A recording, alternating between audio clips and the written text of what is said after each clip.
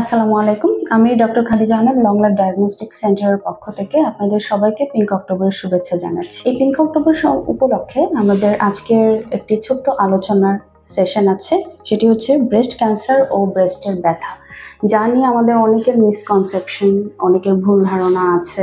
Breast ক্যান্সারের সিমটমগুলো আমরা ঠিকমতো বুঝতে পারি না, বা আমরা ব্রেস্ট ক্যান্সার এর জন্য কিভাবে স্ক্রিনিং করাবো বুঝতে পারি না, বা ব্রেস্টের ব্যথাকে অনেকে ক্যান্সার হিসেবে সন্দেহ করে থাকে। এটা আমাদের আজকের আলোচনার মেইন থিম। তার আগে আমি বলে নিতে চাই পিঙ্ক অক্টোবর এবং ব্রেস্ট ক্যান্সারের কি সম্পর্ক। এটি পিঙ্ক অক্টোবর, পুরো অক্টোবর মাসটা ব্রেস্ট ক্যান্সার অ্যাওয়ারনেস মান্থ হিসেবে সেই 80-র দশক থেকে পুরো বিশ্বে পালিত হয়ে আসছে। এই মাসে মূলত গোলাপি রঙের ব্যাজ ধারণ করার মধ্য দিয়ে ব্রেস্ট ক্যান্সার সার্ভাইভারদের প্রতি সহানুভূতি এবং সহমর্মিতা প্রকাশ করা হয়ে থাকে। তাদেরকে সহানুভূতি প্রকাশের পাশাপাশি এখনকার যুগে আমরা ব্রেস্ট ক্যান্সার সম্পর্কে সচেতন করার উদ্দেশ্যে এই পিঙ্ক অক্টোবরটা বিশ্বজুড়ে পালন করছি। এই সচেতন করার মাধ্যম হচ্ছে বিভিন্ন ছোট বড় প্রোগ্রাম, বিভিন্ন আয়োজন, আলোচনা, সেমিনার, হেলথ ক্যাম্প, স্ক্রিনিং ক্যাম্পগুলো, এগুলো পুরো বিশ্বে করা হয়ে থাকে। সেই সাথে বাংলাদেশেও এখন শুরু হয়েছে অনেক বছর ধরেই। তো আমাদের কিভাবে আমরা সচেতন করছি, আমরা কি জানাতে চাচ্ছি মানুষকে চিকিৎসক হিসেবে, আমরা আপনাদের কাছে কি মেসেজটা পৌঁছে দিতে চাচ্ছি। মূলত আমাদের উদ্দেশ্য হচ্ছে ব্রেস্ট ক্যান্সারের ঝুঁকি সম্পর্কে আপনাদের জানানো এবং ব্রেস্ট ক্যান্সারের লক্ষণসমূহ সম্পর্কে সচেতন করা, সেই সাথে ব্রেস্ট ক্যান্সার স্ক্রিনিং সম্পর্কে সবাইকে সচেতন করা। আমরা তাহলে চলুন কিছু ব্রেস্ট ক্যান্সারের লক্ষণসমূহ সম্পর্কে জেনে আসি। সাধারণত আমরা জানি ব্রেস্টে কোনো চাকা বা ফোলা দেখা দেওয়া, যেটি কিনা আগে ছিল না। ব্রেস্টেও হতে পারে, বগলেও হতে পারে। এই ধরনের সমস্যা যাদের আছে, এটা একটা সিমটম হিসেবে ধরা যায়। এছাড়াও ব্রেস্টের যে স্কিন বা ত্বকের রঙের কোনো পরিবর্তন, ত্বকের রং লালচে হয়ে যাওয়া, অথবা ত্বকটা হঠাৎ করে দেবে যাওয়া যে কোনো একটা জায়গা দিয়ে, অথবা ত্বকটা মোটা হয়ে যাওয়া, কমলা লেবুর খোসার মতো গুটি গুটি দেখা দেওয়া, এই জিনিসগুলোও কিন্তু আমাদের সিগনিফিকেন্ট একটা পরিবর্তন, ব্রেস্ট ক্যান্সারের অন্যতম লক্ষণ। এছাড়াও বলা যায় স্তনবৃন্তের পরিবর্তন, স্তনবৃন্তের আকৃতি পরিবর্তন হওয়া, অ্যাসিমেট্রি দেখা দেওয়া, স্তনের যে বোটার মধ্যে দিয়ে রস আসা, লালচে হতে পারে, রক্তের মতো হতে পারে, বা অন্য রঙের হতে পারে, এটা একটা লক্ষণ সমূহের মধ্যে একটা। এছাড়াও স্তনের বোটা হঠাৎ করে দেবে যাওয়া ভিতরের দিকে, এটা একটা লক্ষণ হতে পারে। স্তনের আকৃতি, দুই স্তনের আকৃতি হঠাৎ করে খুব অসামঞ্জস্যপূর্ণ, যে কোনো একটি ব্রেস্ট হঠাৎ অনেক বড় হয়ে যাওয়া অথবা ছোট হয়ে যাওয়া, এটি অন্যতম লক্ষণ। এই লক্ষণগুলো যাদের মধ্যে থাকবে তারা তো অবশ্যই চিকিৎসকের শরণাপন্ন হবে। এছাড়াও অন্যান্য নারীদেরও একই সাথে এই লক্ষণগুলো সম্পর্কে সচেতন হতে হবে, জানতে হবে যে কোনটা তার জন্য ঝুঁকিপূর্ণ এবং কোন সময়ে সে চিকিৎসকের শরণাপন্ন হবে। এবার আমরা ঝুঁকিপূর্ণ কিছু পপুলেশনের কথা বলি, কারা হচ্ছে ব্রেস্ট ক্যান্সারের ঝুঁকিতে বেশি আছেন। যেমন যে নারীরা স্মোকিং করেন বা টোবাকো স্মোকিং, সিগারেট স্মোকিং করেন, যারা কিনা নিয়মিত অ্যালকোহল সেবন করেন, তাদের একটা ক্যান্সারের ঝুঁকি থাকে, ব্রেস্ট ক্যান্সারের ঝুঁকি থাকে। যারা কিনা অনেক লম্বা সময় ধরে পিল, বড়ি, হরমোনাল ইনজেকশন, জন্ম নিয়ন্ত্রণ পদ্ধতি, যে পদ্ধতিগুলো অনেক বছর ধরে ব্যবহার করে আসছে, তাদের একটা ব্রেস্ট ক্যান্সারের ঝুঁকি থাকে। ফ্যামিলি হিস্ট্রি একটা ম্যাটার, যেমন মা, নানি, নিজের বোন, খালাতো বোন, খালা, এই সম্পর্কের মধ্যে ফার্স্ট ডিগ্রি রিলেটিভদের মধ্যে যদি কারো ক্যান্সার থেকে থাকে, তখনও ওই পরিবারের মেয়েরা একটু ঝুঁকিতে থাকে ব্রেস্ট ক্যান্সারের।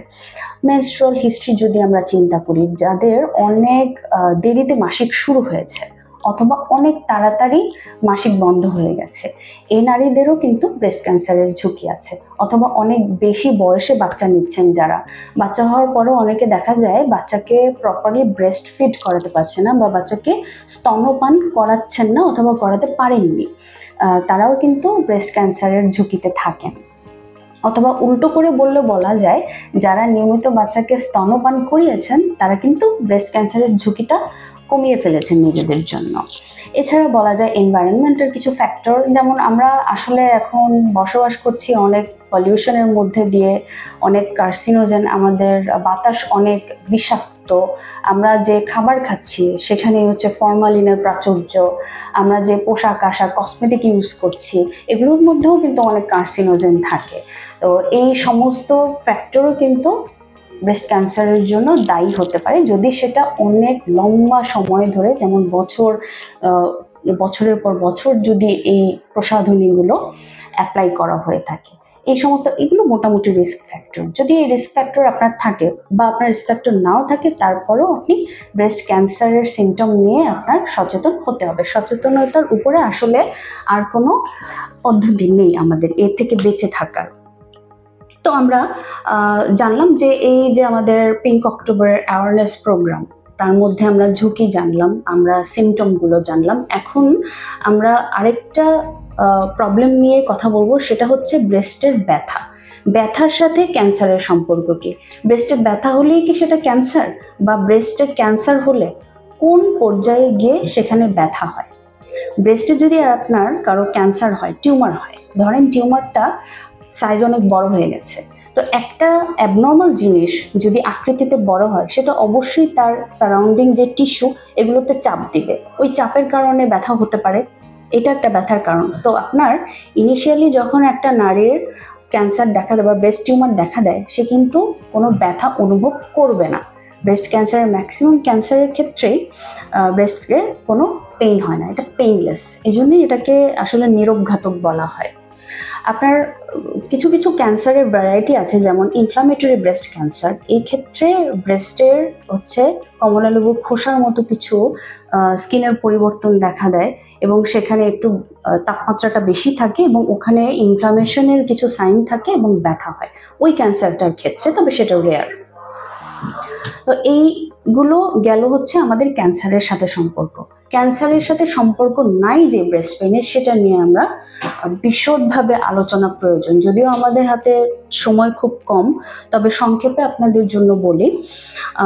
জানেন, মাসিকের সময় অনেক মেয়েদের বলবে যে ব্রেস্টে ব্যথা করে, তো তারা ভয় পায় যে এটা ক্যান্সার হয়ে গেল কিনা।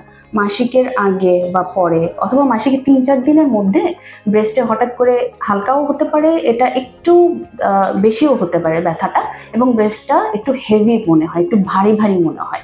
এটা কিন্তু একটা স্বাভাবিক চেঞ্জ, এর কারণে কিন্তু ক্যান্সার হবে না আপনার, এটা একটা স্বাভাবিক ব্যথা, এর জন্য চিকিৎসা আছে। হরমোনাল চেঞ্জেস হতে পারে, অনেক লম্বা সময় ধরে কেউ হরমোন জাতীয় কোনো ওষুধ সেবন করেছে। আমি একটু আগেই বলেছি যে পিল, বড়ি, হরমোনাল ইনজেকশন বা জন্ম নিয়ন্ত্রণের উদ্দেশ্যে যেই ইনজেকশনগুলো দেওয়া হয় বা ট্যাবলেটগুলো খাওয়া হয়, এগুলোতে কিন্তু ব্রেস্টের অনেক ক্ষতি করে, ইভেন ক্যান্সার পর্যন্ত তৈরি করতে পারে। এই পিল, বড়ি যদি অনেক লম্বা সময় ধরে কেউ সেবন করে, তারও কিন্তু ব্রেস্টের ব্যথা হতে পারে, কারণ কিছু হরমোনাল পরিবর্তন আসে। তো সেই ক্ষেত্রে এই পিল বাদ দিতে হবে, অন্য পদ্ধতি অবলম্বন করতে হবে। এছাড়া এখনকার যুগে মেয়েরা পড়াশোনা করছে, স্কুল কলেজে যাচ্ছে, মেয়েরা কাজ করছে বাইরে, বা যারা গৃহিণী তারাও কিন্তু কোনো না কোনোভাবে অনেক কিছুতে ইনভলভ থাকছে। আমাদের স্ট্রেস লেভেল কিন্তু আগের চেয়ে অনেক বেশি। এই স্ট্রেস লেভেল বা মানসিক চাপ, এগুলোর জন্যও কিন্তু ব্রেস্টে ব্যথা হতে পারে। ঘুম কম হওয়া, টেনশনে থাকা, অথবা হঠাৎ করে মুটিয়ে যাওয়া, ওজন বেশি হয়ে যাওয়া, ওজন অতিরিক্ত বেশি হওয়া, এটাও কিন্তু ব্রেস্টের ব্যথার একটা কারণ। এছাড়া কিছু নন ক্যান্সারাস কন্ডিশন আছে, যেটা ব্রেস্টের অন্যান্য রোগ, কিন্তু সেই কারণে ব্যথা হতে পারে, বাট এটা ক্যান্সার নয়।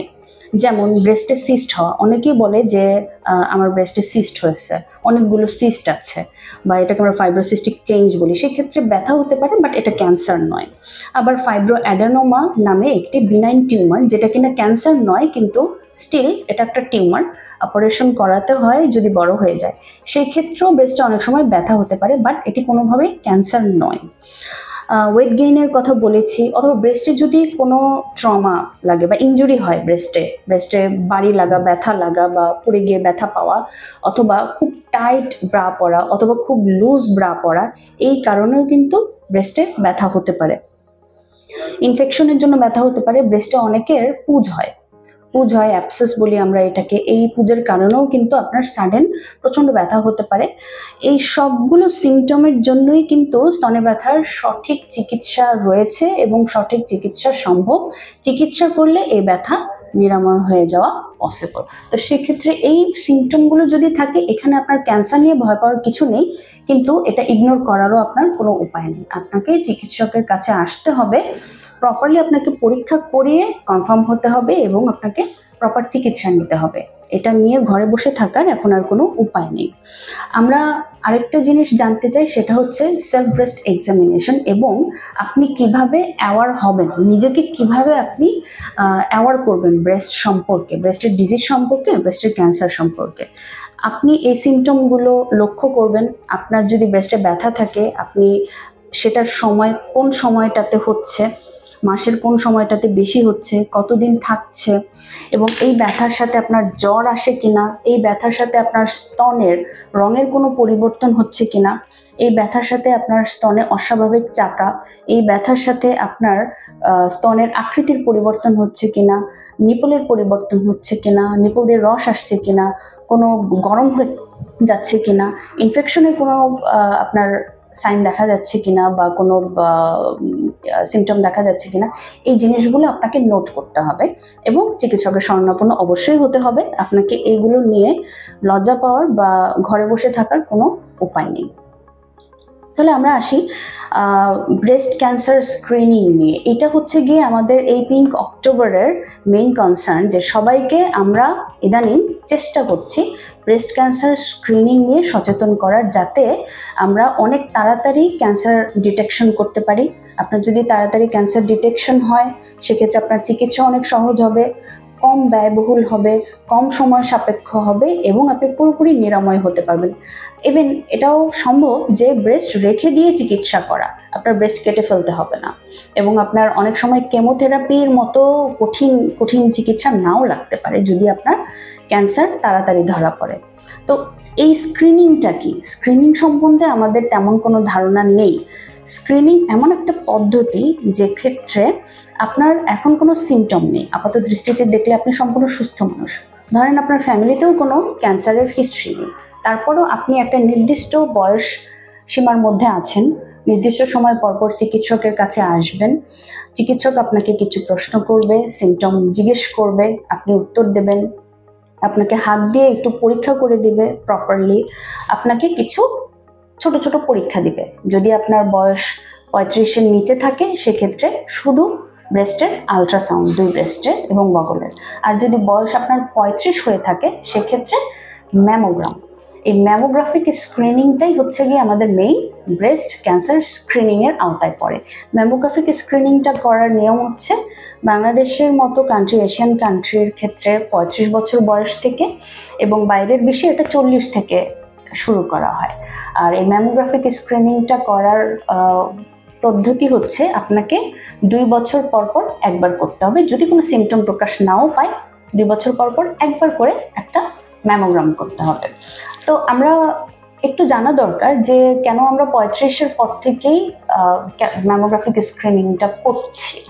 35 বছর বয়স সাধারণত এই এজ গ্রুপটা বাংলাদেশি নারী বা আমাদের আশেপাশের দেশের নারীরা এই বয়সের মধ্যেই কিন্তু তাদের ফ্যামিলি কমপ্লিট হয়ে যায়, বাচ্চা কাচ্চা হয়ে যায়, বড় হয়ে যায় বাচ্চা কাচ্চারা। তো এর সাথে রিলেটেড হচ্ছে তাদের ব্রেস্টের কিছু স্ট্রাকচারাল চেঞ্জ।